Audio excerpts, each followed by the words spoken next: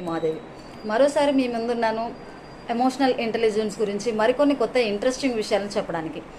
సరే, మీకు గుర్తుండే ఉంటుంది లాస్ట్ టైం మనం అసలు ఎమోషనల్ ఇంటెలిజెన్స్ అంటే ఏంటి, దానివల్ల మన లైఫ్లో ఎలాంటి ప్రభావాలు ఉంటాయి అన్నది తెలుసుకుందాం. సో ఈరోజు మనం ఇంకా కొన్ని ఇంట్రెస్టింగ్ విషయాలను తెలుసుకుందాం. అదేంటంటే జనరల్గా మనం చూస్తూ ఉంటాము, కెరియర్లో ఎవరైనా సక్సెస్ అయితే వాళ్ళ ఐక్యూ లెవెల్స్ బాగా ఉండడం వల్ల సక్సెస్ అయ్యాయి అని అనుకుంటూ ఉంటాం. బట్ ఒక ఇంట్రెస్టింగ్ విషయం ఏంటంటే 80% ఆఫ్ ద పీపుల్లో ఐక్యూ లెవెల్ కన్నా ఈక్యూ లెవెల్స్ ఎక్కువగా ఉన్న వాళ్ళే సక్సెస్ అవుతున్నారు. అది ఎలాగనుకుంటున్నారా?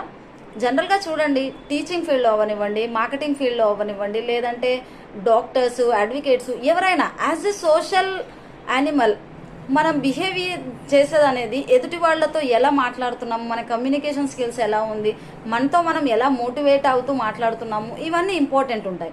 సో అప్పుడు మనము ఎమోషనల్ ఇంటెలిజెన్స్ని కనుక కరెక్ట్గా ఇంప్లిమెంట్ చేసినట్టయితే మన రిలేషన్స్ బాగుండి అది మన కెరియర్లో ఎదుగుదలకు ఉపయోగపడుతుంది.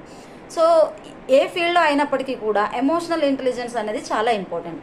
అయితే ఇది జెనెటికల్ వల్ల వచ్చిందో లేదంటే చైల్డ్హుడ్లో ఏదో నేర్చుకోవడం వల్ల వచ్చిందో కాదు, ఇది డే బై డే లెర్నింగ్ చేయాల్సిన స్కిల్ అనమాట. ఇప్పుడున్న ఎమోషనల్ ఇంటెలిజెన్స్ అనేది ఇంకో 2 ఏళ్ల తర్వాత ఎక్కువ అవ్వచ్చు. సో మన అనుభవాలను బట్టి ఈ ఎమోషనల్ ఇంటెలిజెన్స్ అనే స్కిల్స్ మనకు ఇంప్రూవ్ అవుతూ ఉంటాయి. సో అసలు ఈ ఎమోషనల్ ఇంటెలిజెన్స్ని ఇంప్రూవ్ చేసుకోవడానికి మనం ఎలాంటి పనులు చేయాలి, ఎలాంటి యాక్టివిటీస్ చేసేసి మనం ఇంప్రూవ్ అవ్వాలి అనేది నెక్స్ట్ వీడియోలో తెలుసుకుందాం. సో మీరు నెక్స్ట్ వీడియోలో కనుక ఇంకా కొన్ని ఇంట్రెస్టింగ్ విషయాలు తెలుసుకోవాలనుకుంటే సెరియన్ మైండ్స్లో ఉన్న వీడియోస్ని ఫాలో చేయండి. థ్యాంక్ యూ అండి.